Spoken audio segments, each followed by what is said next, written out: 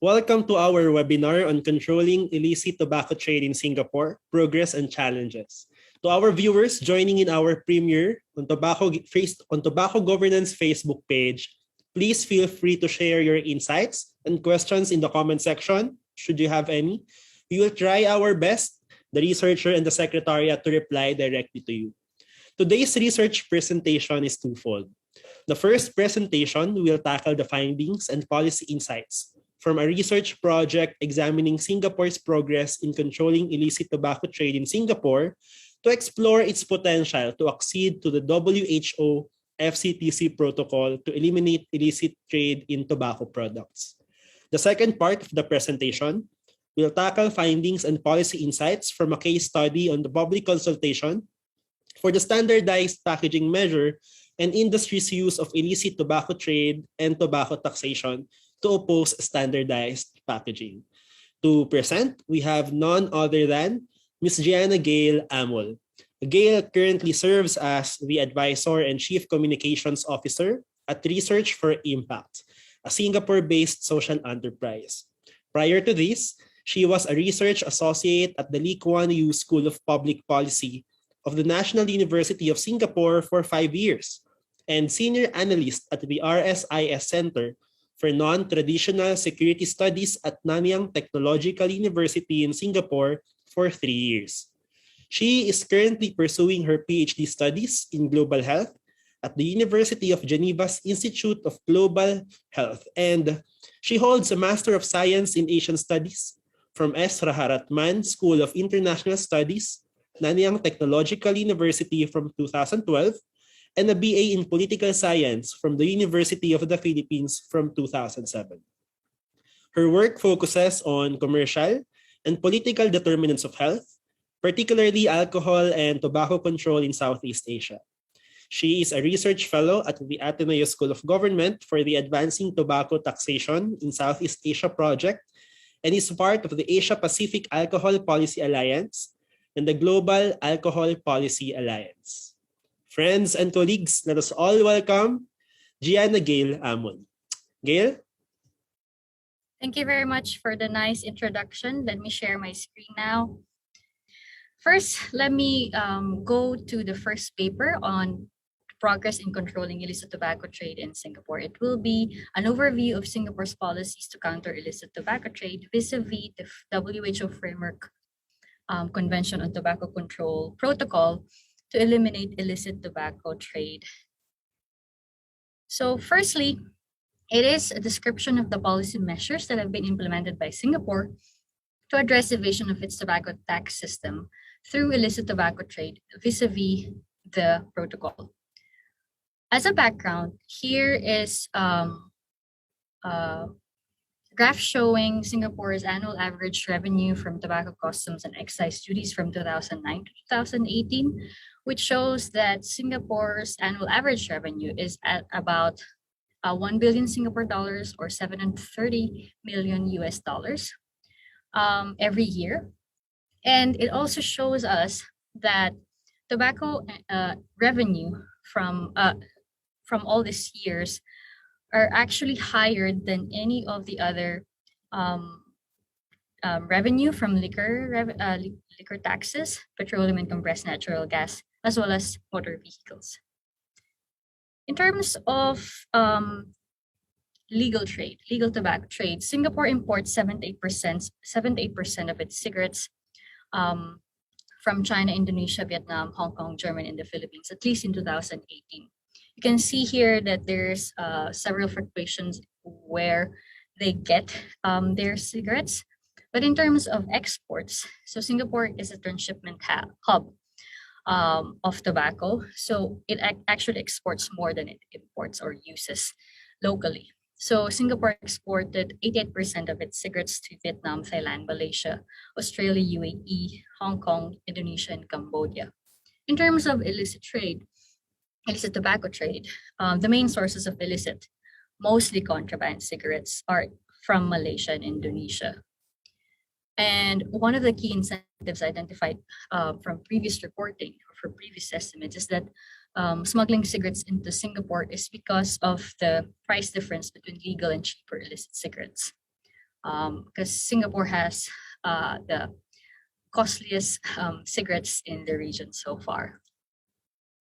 In terms of methods, as mentioned before, it is a descriptive review using the WHO FCTC Secretariat self-assessment checklist for the protocol. And the time period where we looked at the documents and policies is from 2009 to 2018 for the past 10 years. And the documents reviewed included policy and regulatory documents, government press releases, including seizure reports and statistics, market research, civil society monitoring reports, public consultation archives, WHO reports, and World Custom Organization reports as well. So here are the main articles that are covered or are part of the checklist, including the general obligation, supply chain control, offenses, as well as international cooperation. It covers several policies, including licensing, due diligence, tracking and tracing, record keeping, security and preventive measures, sale on the internet, free zones and international transit, as well as duty-free sales. It also covers offenses, seizure payments, disposal or destruction of seized goods, as well as special investigative techniques. And of course, international cooperation, which includes general information sharing and enforcement information sharing. Actually also covers international cooperation, including general information sharing, enforcement information sharing, which includes the regional expert group for regional, Singapore's involvement in the regional expert group for regional illicit tobacco enforcement package and World Customs Organization regional intelligence liaison offices in the Asia Pacific.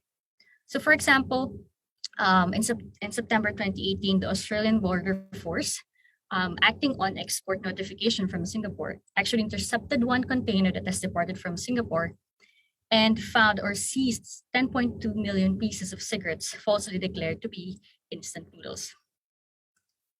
So here's another policy, the Singapore duty-paid cigarette markings, which was implemented starting in 2009, and then was supported or supplemented with vertical bars around each cigarette in 2013.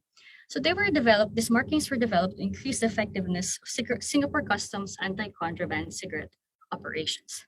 These are fiscal markings to increase compliance with tax laws, and anyone who brings in legal tobacco products for personal use needs to declare them to Singapore Customs. However, one issue with this is this policy was supported by the tobacco industry, and it does not pass the scream test of what tobacco control advocates would call the scream test. However, in 2013, Singapore rejected Codentify, which is the preferred track and trace system by the tobacco industry, or it's being promoted by the tobacco industry.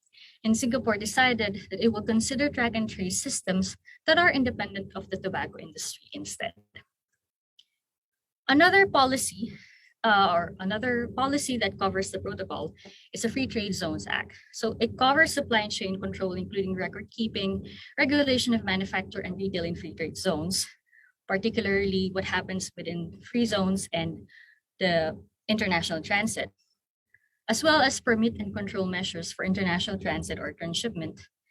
And the Goods and Services Tax Act, on the other hand, also covers supply chain control, particularly banning GST relief for tobacco products. So there are no duty-free tobacco sales in Singapore whatsoever.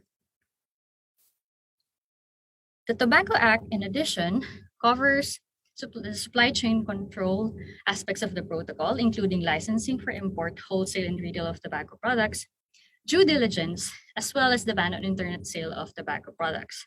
It also covers several offenses, and as well as suspension, and revocation of retail licenses within Singapore under the Health Sciences Authority. You can see here the number of suspended and revoked retail licenses from 2006 to 2020.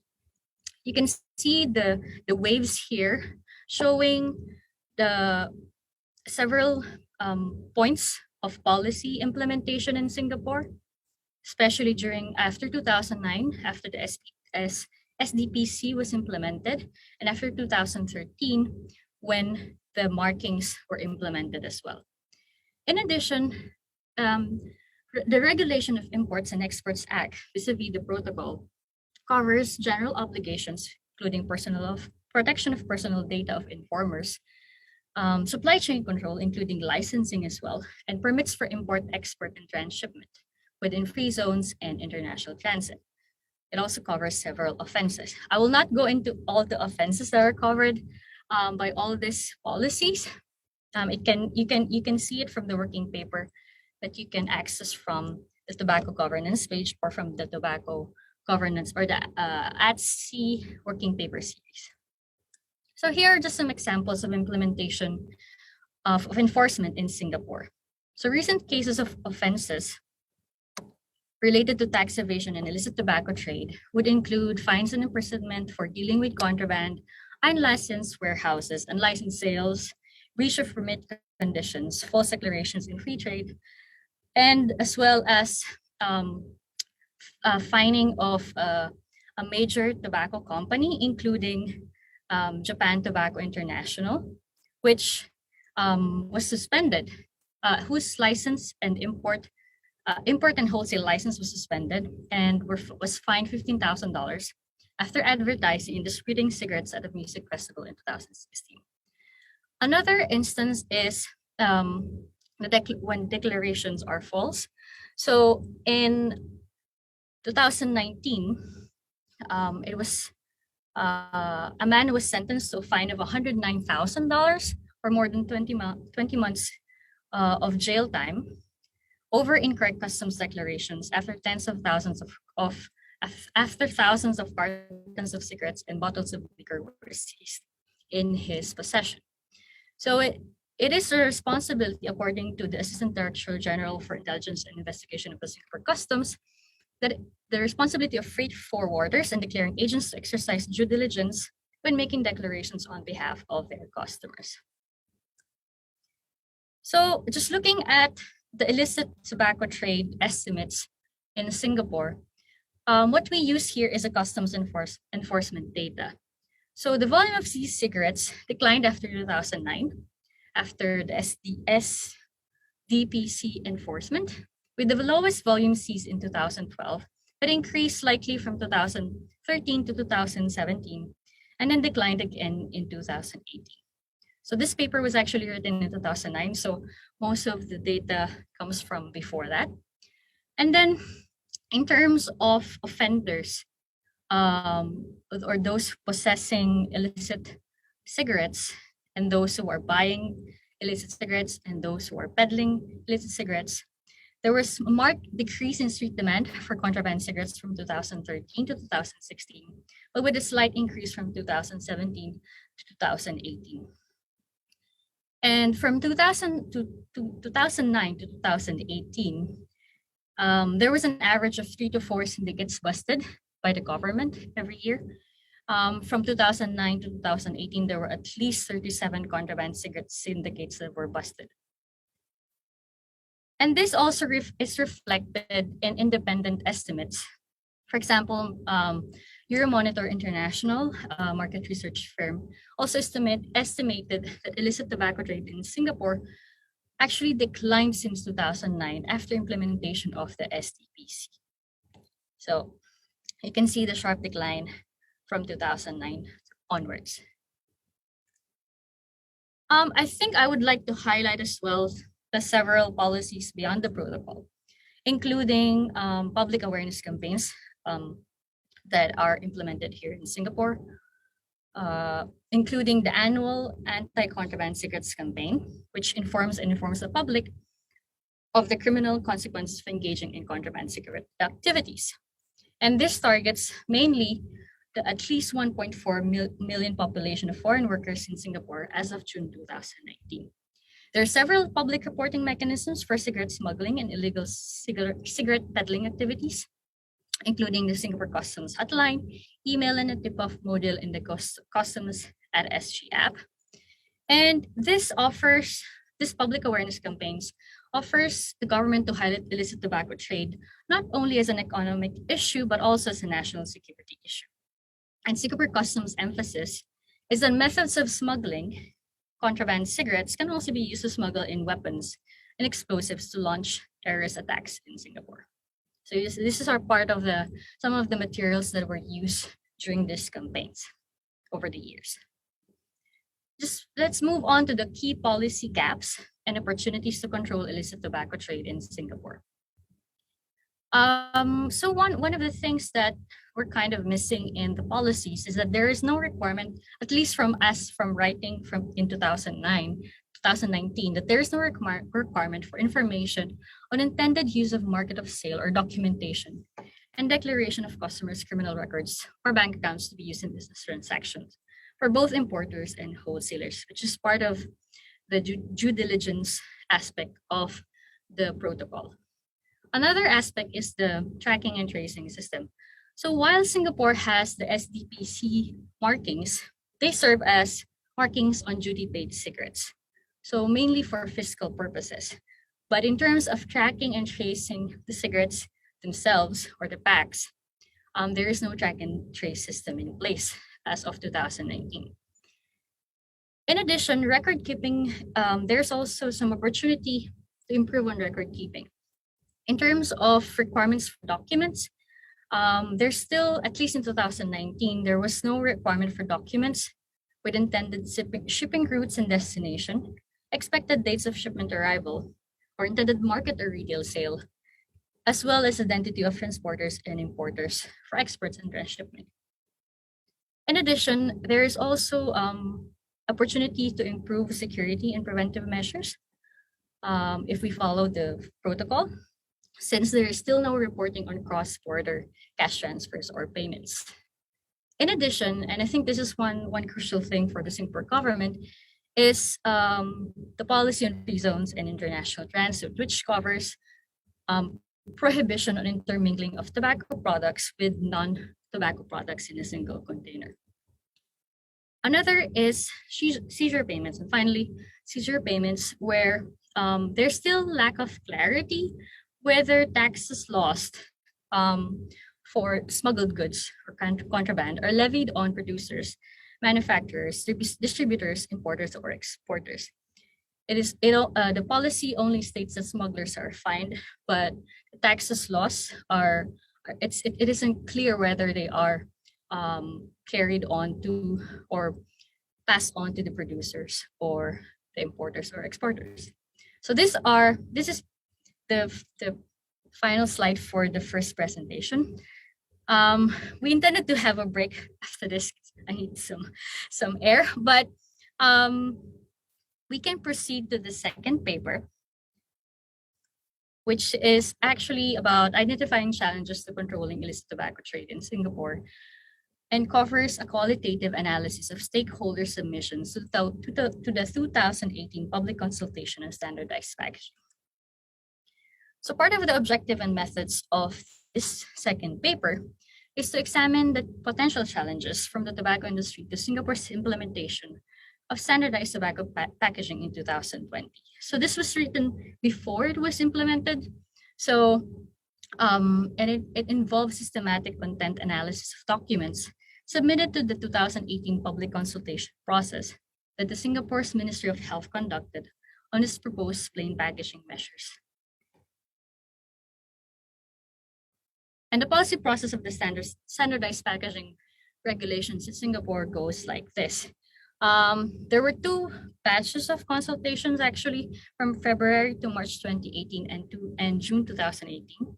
And by October 2018, the Ministry of Health announced its standardized packaging proposal. And by February 2019, there were already parliamentary deliberations on the tobacco amendments. And by July 2019, the Ministry of Health announced the passage of the amendments to the tobacco regulations, particularly in the control of advertisements and sale Advertisements and Sale Act. And in July 2020, last year, they started implementing standardized packaging measures. But before that, I think it is important to see where all the submissions came from. So this shows a map of the home countries of all the policy actors that were opposed to the standardized packaging in Singapore. And all of them, except Belarus, has tobacco trade relations with Singapore. So you can see they're all over the globe, which is very interesting because, and a lot of them are in Europe as well. But majority are still within Asia. Like 17 actors are from Singapore and Malaysia. Several are from the Philippines, the UK, and the US. So policy actors opposed to the standardized packaging in Singapore. In terms of classifying them, one of the first thing that I did was check them with previous profiles of third-party lobby groups, astroturf groups, and front groups of the tobacco industry. And this, in the whole, among the policy actors that made submissions to the consultation, only 18 policy actors have been previously profiled as such. So out of the 73 policy actors that were involved in the submission, only 25% have been profiled before. And it is quite interesting to see the different classifications of these policy actors. Several of them are actually from government institutions and even legislators in other countries, including Indonesia and the Philippines. Of course, there would be the usual chambers of commerce and industry associations. So, and manufacturers associations, there would be intellectual property rights groups, and this has been seen before in other consultation submissions in other countries. There are external consumer interest groups, of course. Notably, there are no consumer interest groups within Singapore that actually submitted to the consultation. There are several retailer associations, both within and outside of Singapore. There are, interestingly, there's also representatives from the aviation industry, as well as research organizations. Of course, the tobacco industry, both local and multinational. And even the packaging industry, design and advertising agencies, and even tobacco industry related but non-profit organizations. So the most common argument in the submissions is that plain packaging will increase illicit tobacco trade, particularly smuggling, contraband, which is the main problem in Singapore, as well as bootlegging and counterfeit tobacco, which is not really a problem in Singapore. So 64 policy actors, at least 88% of those who submitted submissions have cited illicit trade. Six policy actors linked illicit trade to tax evasion specifically and the tax gap from revenue losses due to price competition and downtrading. 5 policy actors link illicit tobacco trade with organized crime, particularly human trafficking, drug trafficking, money laundering, and terrorism financing, which is a huge concern in Singapore. 5 policy actors pointed out the economic costs of illicit trade, and only 5 actually cited health inequalities, health outcomes, and the health risk from illicit tobacco trade. So this is quite interesting because tobacco is essentially a health issue. And the concern about trade among the policy actors is quite massive. And it's been a known argument by the tobacco industry. And this is just a map of all the policy actors that actually use illicit trade to frame their arguments and opposition to the plain packaging measure. I will not go to each one of them, but you can see the diversity and also how they're networked together. And I think it is important to also look into other arguments against standardized packaging outside of trade and taxes. So aside from tobacco being, or framing tobacco as a trade investment issue, even though it is a health issue, there are also arguments using trade barriers, intellectual property rights, and investment rights, including the whole notion of free trade, technical barriers to trade, violation of intellectual property rights, and even using Singapore's bilateral trade and investment treaties. And of course, the whole argument about the slippery slope, that when you start standardizing packaging, it will also happen to other products, including alcohol and other products that are considered harmful to health. Another argument is, or rather strategy, is that they would use litigation or threat of litigation. We should remember that this was during the time that Australia's case at the WTO was still being disputed, and it was under the International Tribunal's jurisdiction at that time. And another strategy is mobilizing third-party support. If we go back to the other slide about all the other actors, you would see there tobacco farmers associations, domestic manufacturers associations, and retailer associations. And another thing that is quite interesting is that all of them who use the illicit trade frame also cited policy failure of standardized packaging measures in other countries that have implemented standardized packaging, which is interesting enough because there's also opposing evidence that it is actually a success. Actually disregard the notion or the framework that tobacco control measures should be implemented as a whole comprehensive framework rather than just attributing one policy to the reduction of smoking prevalence. So here is just a summary of the strategies. And it contributes mainly to evidence that the tobacco industry's framing and strategies to counter plain packaging measures in public consultations globally are basically the same. It is a case of how the tobacco industry and its network of associated interest groups, including third-party lobby groups, AstroTurf groups, and front groups, which now we have another new set of a new list of these front groups or lobby groups that are being used by the industry to forward or to promote their own strategies and arguments, are using similar frames of arguments to persuade countries to either delay implementation of standardized packaging or to drop the policy entirely. What this adds is a certain degree of awareness of the growing network of policy actors supporting the position of the tobacco industry and framing plain packaging through trade and investment, particularly illicit trade, among others. So just to end, here are the challenges and way forward for Singapore. So firstly, Singapore, I think, needs to prepare for claims from the tobacco industry that standardized packaging is a policy failure, representing industry-funded research to show that it has contributed to illicit trade. Eventually, second, it has to cooperate. It has to continue to cooperate and share information about the tobacco industry's tactics and its complex network of lobby groups, front groups, and AstroTurf groups. Third is to monitor, continuously monitoring the size of illicit trade beyond its seizure statistics and generate its own independent estimate of the extent of illicit tobacco trade so we can avoid third-party groups or third-party research institutions used by the tobacco industry to promote their own version or own estimates of illicit tobacco trade in Singapore.